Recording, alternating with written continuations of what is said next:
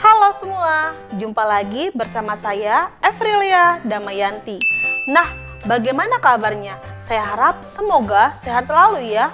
Di video kali ini kita akan memasuki bab baru dalam pelajaran Bahasa Indonesia kelas 10, yaitu mengenai biografi. Jadi kalau kamu sudah kelas 10, silakan disimak ya.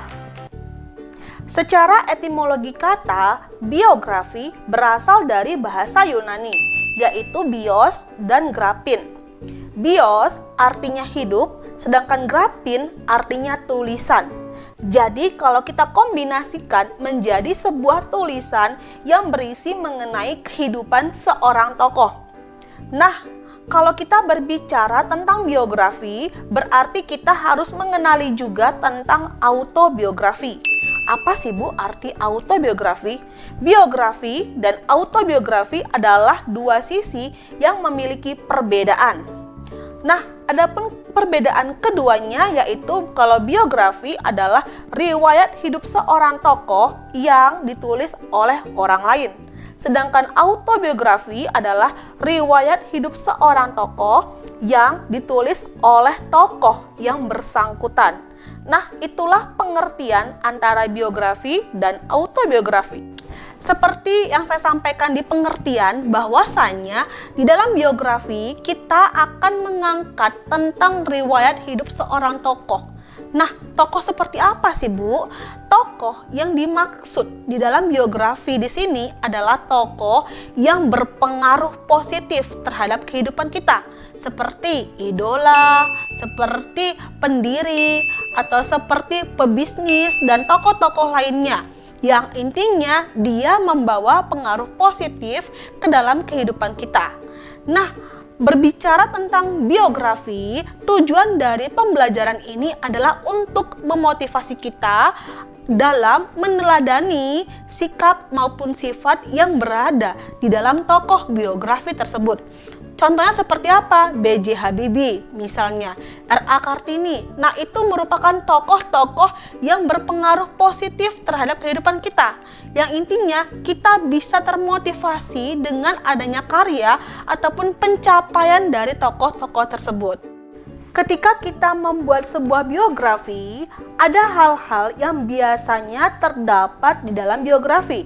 Apa aja, Bu? Yang pertama yaitu data pribadi tokoh. Biasanya dalam bagian ini terdiri dari identitas tokoh seperti nama, pekerjaan, pendidikan, dan lain-lain sebagainya. Yang kedua, terdapat hubungan tokoh terhadap kerabat, teman, maupun keluarga. Nah, artinya di dalam bagian ini terdapat hubungan tokoh dengan yang lainnya. Seperti misalnya tokoh tersebut belum menikah. Berarti kita bisa mencantumkan nama ibu atau nama ayah. Sedangkan kalau tokohnya sudah menikah, kita bisa mencantumkan nama istrinya atau nama anak-anaknya. Nah, yang ketiga, terdapat prinsip hidup atau cita-cita dan perjuangan.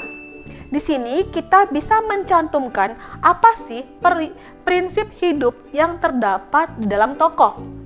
Apa sih cita-cita yang diidam-idamkan tokoh selama ini? Nah, kita bisa cantumkan di bagian ini ya. Yang keempat, hasil perjuangan yang telah dan belum dicapai oleh tokoh. Nah, di bagian ini biasanya kita bisa mencantumkan perjuangan tokoh dari yang dia belum sukses sampai dia sukses, dari dia miskin sampai dia kaya, dari dia belum punya apa-apa sampai dia punya apa-apa. Nah, kita bisa cantumkan di bagian ini ya.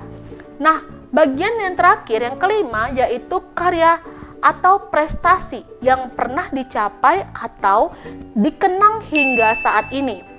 Nah, pada bagian ini kita bisa mencantumkan pencapaian-pencapaian yang telah diraih oleh tokoh. Nah, seperti pendiri dari lampu, pendiri dari listrik. Nah, itu kita bisa cantumkan hasil-hasil karya yang telah dia berikan kepada kita. Baik, sekian pertemuan kita hari ini mengenai biografi ya. Nah, mengenai struktur dan kaidah kebahasaan, kita akan lanjutkan di pertemuan selanjutnya. Nah, kalau kamu baru menjumpai channel saya ini, saya mohon dukungannya untuk like, comment, share ke sosial media kamu, dan jangan lupa nyalakan tombol lonceng.